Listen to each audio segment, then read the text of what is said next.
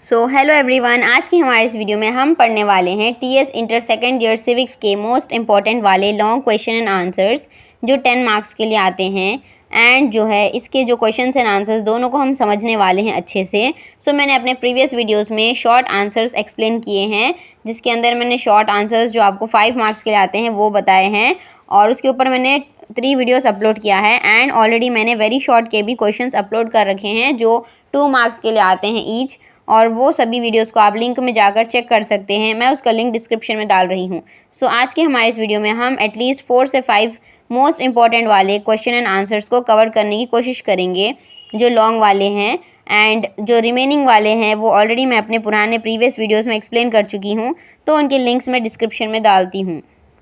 In our today's video, we are going to study what are the differences between fundamental rights and directive principles of state policy. Explain the directive principles of state policy. Describe the powers and functions of the Prime Minister of India. Explain the powers and functions of Indian Parliament. जैसे हम जानते हैं कि fundamental rights बहुत ज़्यादा important है हर citizen of India के लिए, वैसे ही हमारे पास directive principles of state policy भी होते हैं, और ये प्रिंसिपल्स भी बहुत ज़्यादा इंपॉर्टेंट है। तो इन दोनों के बीच में हम यहाँ पर डिफरेंसेस देखने वाले हैं, और आपको एग्जाम में इसी तरह से टेबल ड्रॉ करना है एंड उसके डिफरेंसेस को वहाँ पर लिखना है। यहाँ पर फर्स्ट पॉइंट है, fundamental rights are negative in nature. The state is restrained from doing something detrimental to the individual. यानी कि जो फंडामेंटल राइट्स है वो हमारे लिए बहुत ज़्यादा इंपॉर्टेंट है, और हर इंसान के पास फंडामेंटल राइट्स होना चाहिए। और ये नेगेटिव इन नेचर है, यानी कि जो स्टेट है, गवर्नमेंट है, वो इन राइट्स को हमसे छीन नहीं सकती है। वो कुछ भी ऐसा नहीं कर सकती है जिससे इंडिविजुअल के राइट्स को डिस्टर्बेंस हो। लेकिन जो डायरेक्टिव प्रिंसिपल्स है वो पॉजिटिव इन नेचर है, यानी कि इसके अंदर स्टेट इसको चेंज कर सकती हैं, और इसकी मदद से जो है एक्टिविटी जो है स्टेट अपनी कर सकती हैं, और सभी चीज़ों को सोशली एंड इकोनॉमिकली डेवलप कर सकती हैं। फंडामेंटल राइट्स जो है वो जस्टिफिएबल है कोर्ट्स में, यानी कि जो कोर्ट्स है वहाँ पर फंडामेंटल राइट्स अप्लीकेबल है, एंड हर कोर्ट के अंदर जो है ये अप्लीकेबल है। और जो कोर्ट्स है यहाँ पर इशू करते हैं वृट ऑर्डर्स, यानी कि अगर कोई भी इंसान के फंडामेंटल राइट्स को वायलेट किया जाता है तो अंडर आर्टिकल 32 हमारे राइट्स को प्रोटेक्ट किया जाता है बाय द वृट ऑर्डर्स। लेकिन जो डायरेक्टिव प्रिंसिपल्स है वो जस्टिफिएबल नहीं है, यानी कि हम कोर्ट के अंदर उसको कंपेल नहीं कर सकते हैं, यानी कि गवर्नमेंट के ऊपर ये एसेंशियल नहीं है, यानी कि ये इम्प्लीमेंट करना कंपलसरी नहीं है। तो इसके अंदर चॉइस होती है, गवर्नमेंट इसको अप्लाई कर भी सकती है, नहीं भी कर सकती है। आर्टिकल 13 जो है उसके अंदर दिया गया है कि कोई भी लॉ या फिर अगर ऑर्डर ऐसा बनाया जाता है जो अगर हमारे फंडामेंटल राइट्स को वायलेट करता है तो उसको हम वॉइड डिक्लेयर कर देंगे, नल डिक्लेयर कर देंगे। यानी कि अगर कोई भी चीज़ लोगों के फंडामेंटल राइट्स के अगेंस्ट जाती है तो उस लॉ को हटा दिया जाता है। लेकिन अगर डीपीएसपी के अंदर ऐसा कोई भी लॉ लाया जाता है जो डीपीएसपी को वायलेट कर रहा है, डीपीएसपी जो डायरेक्टिव प्रिंसिपल्स है उसके ऊपर वो खतरा है, तो लेकिन उसमें ऐसा कुछ भी नहीं होता है, वो लॉ को वहाँ पर वॉइड डिक्लेयर नहीं किया जाता है। फंडामेंटल राइट्स जो है वो हर सिटीज़न के लिए बहुत इंपॉर्टेंट है, एंड वो सिटीज़न के इंडिविजुअल राइट्स एंड लिबर्टी को प्रोटेक्ट करते हैं। लेकिन जो डीपीएसपी है वो सिटीजन्स के अंदर जो कंट्री है, स्टेट है, वहाँ पर डेवलपमेंट एंड वेलफेयर के बारे में बात करते हैं नेशन के अंदर, socially, politically and economic aspects में। जो डीपीएसपी एंड फंडामेंटल राइट्स में अगर कोई भी तरह की कॉन्फ्लिक्ट हो जाती है तो वहाँ पर हम देखेंगे कि फंडामेंटल राइट्स बहुत ज़्यादा इंपॉर्टेंट कहलाए जाएंगे और वो ओवरराइड कर जाएंगे डीपीएसपी को। लेकिन जो डीपीएसपी है वो उतने ज़्यादा इंपॉर्टेंट नहीं है as compare to fundamental rights, so वो डीपीएसपी फंडामेंटल राइट्स को ओवरराइड नहीं करते हैं। और जो फंडामेंटल राइट्स है वो पार्ट 3 में इन्यूमरेटेड है हमारे कॉन्स्टिट्यूशन में, यानी कि हमारे पास एक पार्ट 3 है, उसमें इसके बारे में बताया गया है। इसके लिए कोई सेपरेट लेजिस्लेशन को पास करने, इनैक्ट करने की या इम्प्लीमेंट करने की कोई ज़रूरत नहीं है। लेकिन जो डीपीएसपी है वो सिर्फ गाइडिंग प्रिंसिपल्स है फ्यूचर गवर्नमेंट्स के लिए। अगर उसको इम्प्लीमेंट करना है तो गवर्नमेंट को उसके लिए सेपरेट लेजिस्लेशन को पास कराना होगा। जो फंडामेंटल राइट्स है वो एक ऑर्डर की तरह काम करते हैं स्टेट के ऊपर, गवर्नमेंट्स के ऊपर फ्रॉम द कॉन्स्टिट्यूशन। लेकिन जो डीपीएसपी है वो सिर्फ एडवाइजेस की तरह काम करती है फॉर दी सक्सेसिव गवर्नमेंट्स, यानी कि गवर्नमेंट उसको एज एडवाइस ले सकती है, उसको इम्प्लीमेंट करने के लिए वो लोग सोच सकते हैं और अपने हिसाब से उसको इम्प्लीमेंट कर सकते हैं। और इसके अंदर जो है स्पेशल आइडियाज़ दिए गए हैं कॉन्स्टिट्यूशन मेकर्स के। चाहे कोई भी हो गवर्नमेंट में, यानी कि अगर गवर्नमेंट चेंज भी होती रहे लेकिन उससे फंडामेंटल राइट्स पर कोई असर नहीं आएगा, हर टाइम फंडामेंटल राइट्स को इम्प्लीमेंट किया जाएगा। लेकिन जो डीपीएसपी है वो चेंज हो सकती हैं एज़ पर द गवर्नमेंट्स, यानी कि अगर कोई भी गवर्नमेंट चेंज हो जाती है तो वो लोग उसको डीपीएसपी को चेंज भी कर सकते हैं according to their will and wish. उन लोगों के हिसाब से हम इसको देख सकते हैं, इसमें चेंजेस आते रहते हैं बिकॉज यहाँ पर बहुत सारे कॉन्स्ट्रेंट्स होते हैं इसको डीपीएसपी को इम्प्लीमेंट करने में, जैसे lack of resources, opposition from various groups etcetera. जो फंडामेंटल राइट्स है वो एक इम्पॉर्टेंट है और वो एक राइट को रिप्रेजेंट करता है हमारा, बिकॉज हमारे पास पॉलिटिकल डेमोक्रेसी है हमारे स्टेट में, हमारे नेशन में, तो हमारे पास राइट्स होना बहुत ज़्यादा ज़रूरी है। लेकिन जो DPSP है वो जो है आइडियाज़ दिखाते हैं नेशन के और जो गवर्नमेंट के गोल्स एंड एम्स क्या है वो दिखाते हैं। एंड ये जो फंडामेंटल राइट्स है वो एक एश्योरेंस की तरह काम करती है इंडिविजुअल्स को, जो लोग स्ट्राइव करते हैं अपने नेशन के लिए, यानी कि जो इंसान अपनी डेमोक्रेटिक एक्टिविटीज़ में काम करना चाहता है और जिसके ऊपर कोई तरह के रेस्ट्रिक्शंस ना हो इसके अंदर, यानी कि बेसिक राइट्स है, तो ये हर किसी को दिए जाते हैं। लेकिन जो DPSP है वो इनिशिएटिव्स की तरह है, यानी कि इसके अंदर गवर्नमेंट अपने हिसाब से इसको यूज़ कर सकती है और इनको लगाकर, इन प्रिंसिपल्स को लगाकर वो रिसोर्सेज को देख सकती हैं और कहाँ पर अवेलेबिलिटी है रिसोर्सेज की उसको फुलफ़िल कर सकती है एंड कंट्री में डेवलपमेंट एंड वेलफेयर की कोशिश कर सकती हैं। Explain the causes of birth of Indian national movement, यानी कि हमारे कंट्री में इंडियन नेशनल मूवमेंट को लाया गया था उस टाइम पर, बिकॉज हमारे कंट्री में जो है हम जानते हैं इंडिया एंड ब्रिटिश के बीच में कॉन्फ्लिक्ट्स थे और ब्रिटिशर्स ने यहाँ पर कॉलोनिज्म किया था एंड हमारे इंडिया के ऊपर उनका कंट्रोल था। तो इंडियंस ने इसकी वजह से जो है एग्रेसिव हो गए थे और इसकी वजह से इस मूवमेंट को स्टार्ट किया था। तो जो नेशनलिज्म था इंडिया में वो जनरेट किया गया था from the positive aspirations and strong desire of people, because लोगों ने ये सोच लिया था उस टाइम पर कि उनको सेल्फ रूल एंड फ्रीडम को किसी भी तरह हासिल करना है ब्रिटिशर्स से। सो इसकी वजह से उन लोगों ने इन कॉजेज़ की वजह से जो है ब्रिटिशर्स के खिलाफ उन लोगों ने इंडियन नेशनल मूवमेंट को लॉन्च किया था। सो यहाँ पर इसके कॉजेज़ है, जैसे ब्रिटिश कॉलोनियल रूल, यानी कि ब्रिटिश रूल हमारे इंडिया पर था, उसका कुछ पॉजिटिव एंड नेगेटिव दोनों इम्पैक्ट रहा है। जैसे कि हमारे पास कुछ रूथलेस एक्सप्लॉयटेशन हुआ था इंडियंस का, जैसे कि इंडियंस को बहुत ज़्यादा सताया गया था, इंडिया की इकोनॉमिक रिसोर्सेज को यहाँ से ले गए थे वो लोग, उसको बहुत ज़्यादा लूट किया गया था एंड ड्रेन हुआ था रिसोर्सेज का फ्रॉम इंडिया टू इंग्लैंड, यानी कि यहाँ से वहाँ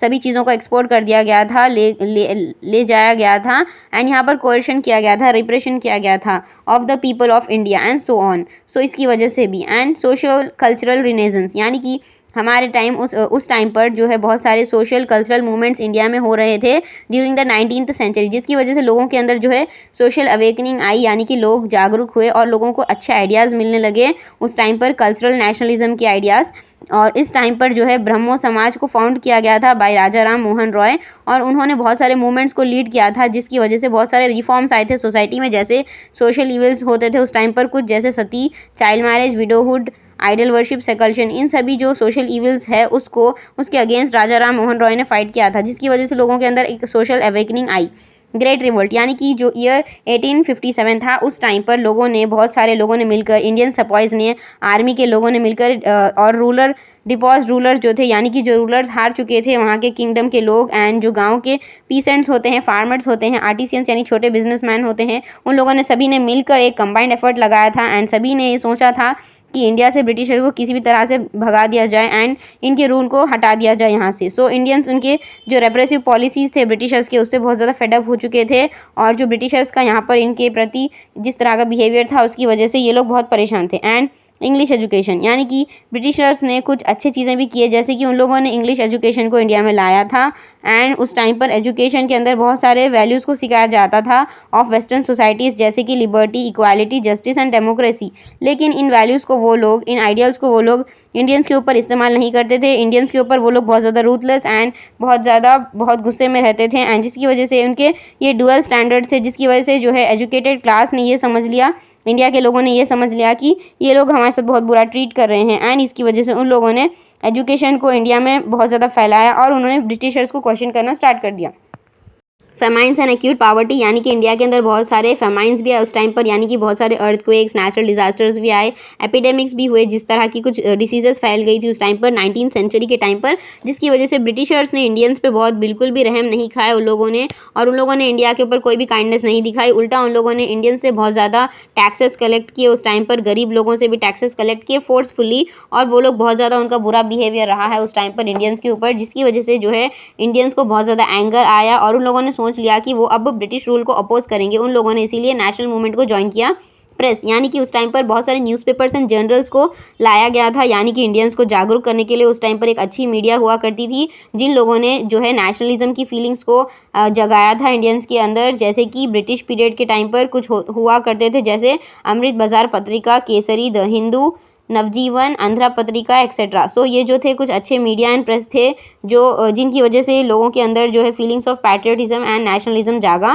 रेप्रेसिव रूल, यानी कि ब्रिटिश एडमिनिस्ट्रेशन इंडिया में बहुत बुरा था। उन लोगों ने रेप्रेसिव रूल्स को फॉलो किया था इंडियंस के ऊपर, और उन्होंने बहुत सारे ड्रैकोनियन लॉज को यूज़ किया था, यानी कि बहुत ज़्यादा बुरे लॉज थे ये, जो इंडियंस के राइट्स के बारे में थे। राइट्स छीन लिए जा रहे थे इंडियंस से, और इंडियंस को गरीब बनाया जा रहा था उस टाइम पर। जैसे कि सेडिशियस मीटिंग एक्ट, जिसके अंदर मीटिंग्स करना अलाउ नहीं था, arms act, vernacular press act, Rowlatt act etcetera, जिसके अंदर इंडियंस को कड़ी से कड़ी सजाएं दी जा रही थी, और ये एक्ट्स को इम्पोज किया गया था ताकि इंडियंस के ऊपर रेस्ट्रिक्शन लगाया जा सके और उनका फ्रीडम ऑफ प्रेस को छीन लिया जा सके। रेशियल डिस्क्रिमिनेशन, यानी कि इंडिया के ऊपर उस टाइम पर ब्रिटिशर्स ने रेशियल डिस्क्रिमिनेशन भी किया एंड इंडियंस को ब्लैक एंड वाइट के डिफरेंसेस से जज किया, एंड जिसकी वजह से जो है इंडियंस ने सोचा कि वो लोग अब सिविल राइट्स में एंटर करेंगे एंड वो लोगों को राइट्स दिलाएंगे। लेकिन जो ब्रिटिशर्स है उन लोगों ने बहुत ज़्यादा डिस्क्रिमिनेट किया इंडियंस को, एंड उसकी वजह से भी इंडियन नेशनल मूवमेंट के ये रीजंस है जिसकी वजह से इंडियन नेशनल मूवमेंट हुआ।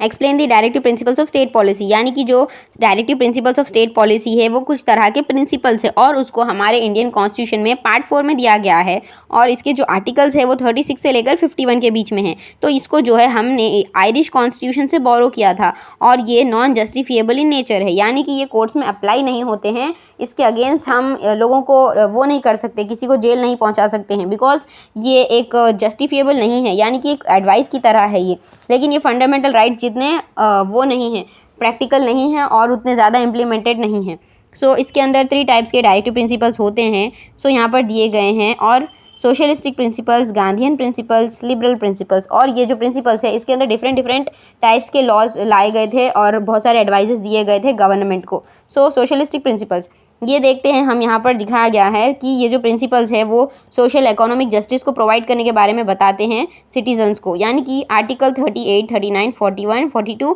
43, 46 एंड 47 के अंदर जो है सोशलिस्ट आइडियोलॉजी बताई गई है डायरेक्टिव प्रिंसिपल्स की। आर्टिकल 38 डायरेक्ट करता है स्टेट को कि स्टेट को वेलफेयर को प्रमोट करना चाहिए लोगों के बीच में, और लोगों के जो है सोशल ऑर्डर्स को प्रोटेक्ट करना चाहिए और उनको सिक्योर करना चाहिए, जिसकी मदद से एक सोशल जस्टिस इंश्योर हो सके सभी लोगों के बीच, यानी कि लोगों के जो सोशल प्रॉब्लम्स है उसको सॉल्व करना चाहिए। आर्टिकल 39 ने स्टेट को ये डायरेक्शन दिया है कि स्टेट को एडिक्वेट मीन्स ऑफ लाइवलीहुड का ध्यान रखना चाहिए, यानी कि लोगों के पास इतना तो होना चाहिए कि उनके बेसिक नीड्स पूरे हो सकें। जैसे डिसेंट्रलाइजेशन किया जाना चाहिए नेशनल वेल्थ की, इक्वल पे होना चाहिए, इक्वल वर्क होना चाहिए for both man and women, यानी कि जो भी सोसाइटी में प्रॉब्लम्स है इकोनॉमी को लेकर, यानी कि लोग बहुत ज़्यादा गरीब होते जा रहे हैं, तो उनके पास मिनिमम बेसिक नीड्स होने चाहिए, इसका ध्यान रखने के बारे में बताया गया है। आर्टिकल 41, सो यहाँ पर कहा गया है कि हर इंसान के पास इंश्योर किया जाना चाहिए कि right to work, education and public assistance हो in the case of unemployment, यानी कि अगर अनएम्प्लॉयमेंट, ओल्ड एज या फिर सिकनेस, अगर ऐसे प्रॉब्लम्स आ जाते हैं तो लोगों के पास कुछ बेनिफिट्स होने चाहिए जो स्टेट को इंश्योर करना चाहिए। आर्टिकल 42 में कहा गया है कि स्टेट को प्रोविजन करना चाहिए to secure human conditions of work and for maternity relief, यानी कि जो भी कंडीशंस है लोगों के उसको अच्छे से अच्छे कंडीशंस प्रोवाइड किए जाने चाहिए लोगों को, एंड लोगों को मैटरनिटी में बेनिफिट दिए जाने चाहिए, और स्टेट को इसके अंदर कुछ करना चाहिए। आर्टिकल 43 में कहा गया है कि सभी वर्कर्स को एक लिविंग वेज दिया जाना चाहिए एंड एक decent standard of living and social and cultural opportunities दिए जाने चाहिए। आर्टिकल 46 में कहा गया है कि स्टेट को जो है प्रमोट करना चाहिए एजुकेशनल एंड इकोनॉमिक इंटरेस्ट, यानी कि जो SC ST है, जैसे कि जो schedule caste and schedule tribes है, वीकर सेक्शंस ऑफ सोसाइटी है, उनके जो है एजुकेशन को इम्प्रूव किया जाना चाहिए, उनकी इकोनॉमी को बढ़ाना चाहिए, इसके बारे में यहाँ पर दिया गया है। आर्टिकल 46 में और एक चीज़ बताई गई है, जैसे कि to raise the standard of living of people and improve public health, यानी कि पब्लिक की हेल्थ को इम्प्रूव करना, ये भी एक स्टेट का काम होना चाहिए। गांधीयन प्रिंसिपल्स जो है बेस्ड है ऑन द गांधीयन आइडियोलॉजी, यानी कि जो गांधी जी की आइडियोलॉजी थी उनके आइडियाज़ के हिसाब से ही इन प्रिंसिपल्स को लाया गया है, जैसे आर्टिकल 40, 43, 46, 47, 48A, 49। सो जो आर्टिकल 40 है उसके अंदर जो है स्टेट को ये गाइडेंस दी गई है कि उन लोगों को जो है विलेज पंचायत को ऑर्गेनाइज़ करना चाहिए, यानी कि जो गाँव के लेवल की गवर्नमेंट है उसको ऑर्गेनाइज़ करना चाहिए, एंड उनको एनेबल करना चाहिए कि वो खुद से वर्क कर सकें, उसके अंदर सेल्फ गवर्नमेंट हो। आर्टिकल 43 गाइड करता है स्टेट को कि कॉटेज इंडस्ट्रीज़ को प्रमोट किया जाना चाहिए इन द रूरल एरियाज़, यानी कि जो छोटे इंडस्ट्रीज़ होते हैं उसको भी मौका दिया जाना चाहिए ग्रो करने का। आर्टिकल 46 में कहा गया है कि स्टेट को प्रमोट करना चाहिए educational and economic interest of the weaker sections, जो SC ST है उनके। आर्टिकल 47 में कहा गया है कि स्टेट को प्रोहिबिट करना चाहिए, यानी कि रोकना चाहिए consumption of intoxicating drinks and drugs, यानी कि जो लोग शराब पीते हैं, नशे करते हैं, उन सभी चीज़ों को रोकना भी एक स्टेट का काम होना चाहिए। आर्टिकल 48A में कहा गया है कि स्टेट को कुछ ऐसा करना चाहिए जिससे एनवायरनमेंट को प्रिजर्व किया जा सके एंड जो वाइल्ड लाइफ है उसको प्रोटेक्ट किया जा सके। आर्टिकल 49 में कहा गया है कि स्टेट को प्रोटेक्ट करना चाहिए मॉन्यूमेंट्स को, प्लेसेस को, ऑब्जेक्टिव्स को, यानी कि कोई भी चीज़ होती है उसको जो आर्टिस्टिक हो या फिर अगर हिस्टोरिक हो एंड अगर उसकी नेशनल इंपॉर्टेंस हो तो। लिबरल प्रिंसिपल्स, सो जो लिबरल प्रिंसिपल्स है उनको आर्टिकल 44, 45, 50 एंड 51 में बताया गया है। सो आर्टिकल 44 यहाँ पर स्टेट को इंस्ट्रक्ट करता है कि स्टेट को एक यूनिफॉर्म सिविल कोड लाना चाहिए थ्रू आउट द कंट्री, यानी कि इस यूनिफॉर्म सिविल कोड में हर इंसान को बराबर राइट्स दिए जाते हैं और बराबर उनसे ड्यूटीज़ करवाई जाती है एंड हर इंसान के पास इक्वल अपॉर्चुनिटीज़ होते हैं सोसाइटी में, socially, economically and politically. Article 45 state को ऑर्डर देता है, यानी कि आइडियाज़ देता है कि उन लोगों को जो है अर्ली चाइल्डहुड केयर करना चाहिए एंड एजुकेशन प्रोवाइड करना चाहिए हर छोटे बच्चे को जो under and up to 14 years of age है। सो जो बच्चे पढ़ नहीं पाते हैं उनकी पढ़ाई में मदद करना स्टेट की एक जिम्मेदारी है। आर्टिकल 50 डायरेक्ट करता है स्टेट को कि एक सेपरेट जुडिशरी को बनाया जाना चाहिए, यानी कि सेपरेट होना चाहिए judiciary from executive in the public services, यानी कि जो जुडिशरी है उसके अंदर वो लोग फ्री एंड फेयरली काम कर सके बिना किसी के इंटरेस्ट के या बिना किसी से डरे। तो उसके लिए भी स्टेट को कोशिश करनी चाहिए कि इंडिपेंडेंट जुडिशरी मेंटेन हो सके। आर्टिकल 51 ने कहा है स्टेट को कि प्रमोट किया जाना चाहिए इंटरनेशनल पीस को एंड सिक्योरिटी को एंड जो है इंटरनेशनल लॉज एंड जो ट्रीटीज़ है, ऑब्लिगेशंस है, उनकी रेस्पेक्ट की जानी चाहिए। एडिशनल प्रिंसिपल्स, सो जो एडिशनल प्रिंसिपल्स भी कुछ बताए गए हैं और कॉन्स्टिट्यूशन के अंदर यहाँ पर कुछ अमेंडमेंट्स भी हुए थे, जैसे आर्टिकल 42 एंड 44 में कुछ और भी प्रिंसिपल्स डाल दिए गए हैं हमारे डायरेक्टिव प्रिंसिपल्स में, जैसे मिनिमाइजिंग द इनकम इनक्वालिटीज़, यानी कि जो लोगों के पास इनकम इनक्वालिटीज़ है, यानी कि एक इंसान 1 लाख कमाता है महीने के एंड दूसरा इंसान सिर्फ 10,000 भी नहीं कमा पाता है, तो उनके बीच में इनकम इनक्वालिटीज़ को दूर करना। Equal justice and free legal aid to the poor, यानी कि अगर कोई भी इंसान परेशान है और गरीब है तो उसको फ्री जस्टिस दिया जाना चाहिए, फ्रीली उसके परेशानी को दूर किया जाना चाहिए। Participation of worker in management of industries, यानी कि जो वर्कर्स है उनको इंडस्ट्रीज़ में काम करने का, मैनेजमेंट करने का मौका दिया जाना चाहिए। Protecting environment, forest and animals. Describe the powers and functions of prime minister of India. So हम जानते हैं कि प्रेसिडेंट ऑफ इंडिया के भी बहुत ज़्यादा इंपॉर्टेंट पावर्स होते हैं, लेकिन उसका वीडियो मैं ऑलरेडी अपलोड कर चुकी हूँ, तो वो भी बहुत ज़्यादा इंपॉर्टेंट क्वेश्चन है, लेकिन आप उस वीडियो को मेरे लिंक इन द डिस्क्रिप्शन में है, वहाँ पर आप जाके देख सकते हैं। तो यहाँ पर जो है मैं यहाँ पर प्राइम मिनिस्टर के बारे में एक्सप्लेन करने वाली हूँ। सो यहाँ पर जो एक प्राइम मिनिस्टर है उसके जो हमारे इंडिया में होते हैं उनके बहुत सारे इंपॉर्टेंट पावर्स होते हैं, फंक्शंस होते हैं, जैसे कि लीडर जो है वो एक यूनियन कैबिनेट में बहुत इंपॉर्टेंट रोल प्ले करते हैं। जैसे कि हमारे प्राइम मिनिस्टर है, तो प्राइम मिनिस्टर का काम होता है कि सेंट्रल होना एंड यानी कि वो फॉर्म करते हैं यूनियन काउंसिल ऑफ मिनिस्टर्स, यानी कि उनके पास पावर होता है कि वो किसी भी पर्सन को इंक्लूड या एक्सक्लूड कर सकते हैं from the council of ministers, यानी कि अगर जब वो इलेक्ट होते हैं और वो जब उनको प्लेस दी जाती है, उनकी सीट मिलती है, तो उनके पास एक पावर होता है कि वो लोगों को सेलेक्ट करते हैं किसी को किस काम में लगाना, यानी कि किसको अपने काउंसिल ऑफ मिनिस्टर्स में शामिल करना एंड किसको कौन सा पोर्टफोलियो देना, यानी कि एक इंसान को होम मिनिस्टर बनाया जाता है, फाइनेंस का काम एक को दिया जाता है, डिफेंस का, इलेक्ट्रिसिटी का, ये सभी चीज़ों को बांट दिया जाता है। ये सभी काम जो है प्राइम मिनिस्टर के हाथ में होते हैं, वो पोर्टफोलियोज़ को चेंज कर सकते हैं मिनिस्टर्स के बीच में, और वो कैबिनेट के मीटिंग्स को भी प्रिजाइड करते हैं, कंडक्ट कराते हैं।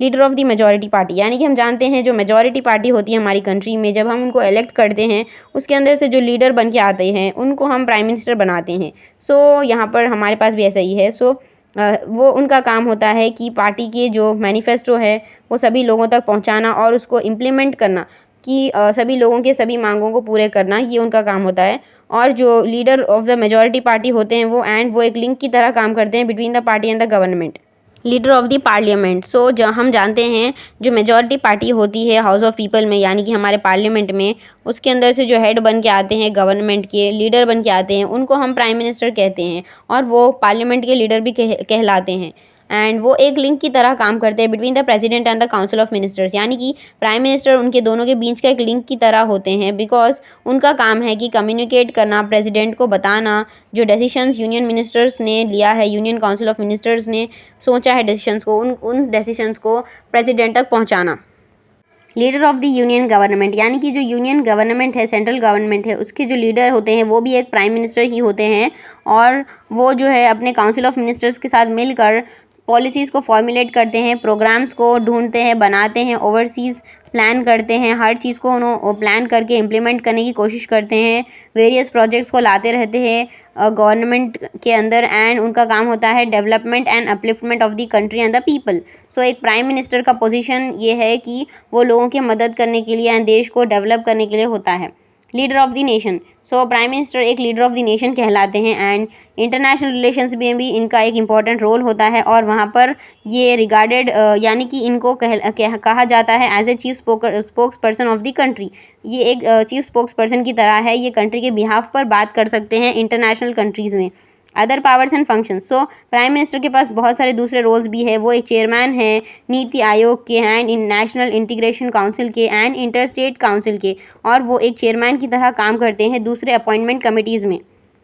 Explain the powers and functions of Indian parliament, so हमने अब तक प्राइम मिनिस्टर के पावर्स एंड फंक्शंस को समझा है, और अब हम यहाँ पर पार्लियामेंट के अंदर क्या क्या पावर्स एंड फंक्शंस है लोगों के, एमएलएज के, एमपीज़ के, उसके बारे में हम डिस्कस करेंगे। सो जो है हमारी पार्लियामेंट जो है वो सुप्रीम लॉ मेकिंग बॉडी है। हम जानते हैं जो पार्लियामेंट का काम है वो लॉज बनाना है, उनको इम्प्लीमेंट करना है, और सो यहाँ पर उनके कुछ पावर्स एंड फंक्शंस होते हैं इंडियन पार्लियामेंट के, जैसे कि लेजिस्लेटिव पावर्स, यानी कि जो पार्लियामेंट है उनके पास काम है ये है कि उनको पावर दिया गया है कि वो लॉज बना सकते हैं सभी सब्जेक्ट्स में जो भी यूनियन लिस्ट के अंदर और कॉन्करेंट लिस्ट के अंदर आते हैं उनके ऊपर। सो इनके पास ये भी पावर है कि वो लेजिस्लेट कर सकते हैं ओवरऑल सब्जेक्ट्स के ऊपर जो मेंशन्ड नहीं है किसी भी लिस्ट में, यानी कि जो सब्जेक्ट्स अगर स्टेट लिस्ट में भी नहीं है या फिर यूनियन लिस्ट में भी नहीं है, उन सब्जेक्ट्स के ऊपर भी जो है यूनियन गवर्नमेंट यानी कि इंडियन पार्लियामेंट लॉज बना सकती है। और अगर एक बार बिल पास हो जाती है तो वो एक एक्ट बन जाती है, लेकिन अगर वो 2 हाउसेस से पास हो जाए तो उसके बाद ही वो फंक्शन में आती है।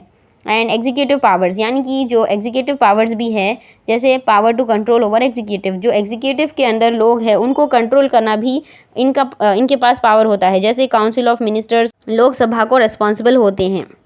फाइनेंशियल पावर्स, सो जो इंडियन पार्लियामेंट है वो एक कस्टोडियन की तरह भी काम करती है नेशनल एक्सचेकर के, यानी कि जो इंडिया की जो इकोनॉमी है, पैसे है, उसको संभालना, उसकी फाइनेंस को देखना भी हमारे इंडियन गवर्नमेंट के हाथ में होता है, और उनका अप्रूवल बहुत ज़्यादा इंपॉर्टेंट होता है, एसेंशियल होता है for the time of collecting taxes, यानी कि अगर कोई भी टैक्स को कलेक्ट करना है तो उस टाइम पर जो है गवर्नमेंट की अप्रूवल होना ज़रूरी होती है।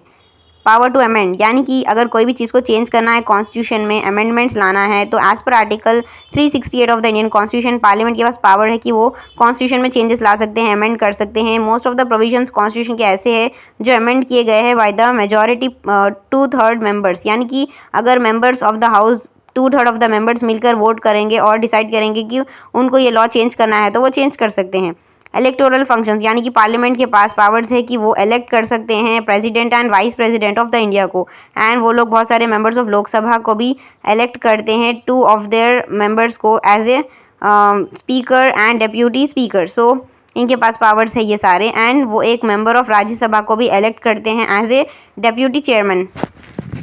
Judicial powers, so Indian parliament के पास बहुत सारे पावर्स दिए गए हैं कि वो लोग जुडिशरी के अंदर भी वो लोग अपना रोल प्ले कर सकते हैं, यानी कि वो जो प्रेसिडेंट है, vice president and chief justice है, और जो दूसरे जजेस है सुप्रीम कोर्ट के एंड दूसरे हाई कोर्ट्स के, उन लोगों को वहाँ से निकाल सकते हैं उनके पोजीशन से। इंडियन पार्लियामेंट अगर मिल के अगर इलेक्टिंग करे और वोट करे और अगर वो डिसाइड करे तो, एंड ये एक बहुत इंपॉर्टेंट रोल होता है उन लोगों का, वो डिसीशंस ले सकते हैं for the removal of chief election commissioner, comptroller and auditor general of India, and वो लोग दूसरे हाई ऑफिसर्स को भी हटा सकते हैं इंडियन गवर्नमेंट के अगर वो चाहें तो। डेलिब्रेटिव फंक्शंस, यानी कि जो पार्लियामेंट है वो एक इम्पॉर्टेंट फोरम है जहाँ पर बहुत ज़्यादा डेलिब्रेशंस होते हैं और वैरायटी ऑफ सब्जेक्ट्स के ऊपर होते हैं, और जो सब्जेक्ट्स ऐसे हैं जो इंडिया के पीपल को कंसर्न करते हैं तो उन के ऊपर भी फंक्शंस गवर्नमेंट ले सकती है। जैसे कि अगर कोई भी ऐसा इशू है जो बहुत कॉन्टेम्प्रेरी है, यानी कि बहुत ज़्यादा इंपॉर्टेंट है नेशनल एंड इंटरनेशनल इश्यूज़ के लिए, अगर वो मैटर करता है और अगर उसके अंदर उसको रिड्रेसल करना ज़रूरी है, अगर वो पब्लिक में ग्रीवेंस ला रहा है, परेशान कर रहा है पब्लिक को, तो ऐसे मामलों पर भी कुछ भी डिसीशंस लेना ये सब पार्लियामेंट का काम होता है। अदर पावर्स, इंडियन पार्लियामेंट जो है बिल्स को डिस्कस करती है, जैसे कि उसके अंदर ऑल्ट्रेशंस करती है एंड साथ ही साथ बाउंड्रीज भी डिसाइड करती है स्टेट्स की, एंड क्रिएशन या फिर अबॉलिशन करती हैं लेजिस्लेचर काउंसिल्स की। जैसे हम जानते हैं हर स्टेट में एक लेजिस्लेचर काउंसिल होता है, तो उसको अबॉलिश करना या क्रिएट करना भी इनके पास पावर है। And changes in the names of the states, यानी कि अगर किसी स्टेट का नाम बदलना हो तो ये काम ये जो है पार्लियामेंट किया करती है। सो यहाँ तक हमने 5 इंपॉर्टेंट मोस्ट इंपॉर्टेंट वाले लॉन्ग क्वेश्चंस को कंप्लीट कर लिया है, एंड हमारे आने वाले पार्ट्स में मैं दूसरे वाले इंपॉर्टेंट क्वेश्चंस को भी कवर करने की कोशिश करूँगी। एंड अगर आपको ये वीडियो अच्छा लगा हो और अगर आपको सारी चीज़ें समझ में आ चुकी हों तो आप इस चैनल को सब्सक्राइब कर सकते हैं, बिकॉज मैं ऐसे ही बहुत सारे न्यू वीडियोज़ लाती रहती हूँ। एंड मैंने अपने इस चैनल पर previous year question papers, important questions and उनके आंसर्स, वो सभी चीज़ों को अलग से अपलोड कर रखा है जो CEC के सब्जेक्ट्स है, MPC के एंड BIPC के। So you can keep watching and stay tuned for the upcoming videos.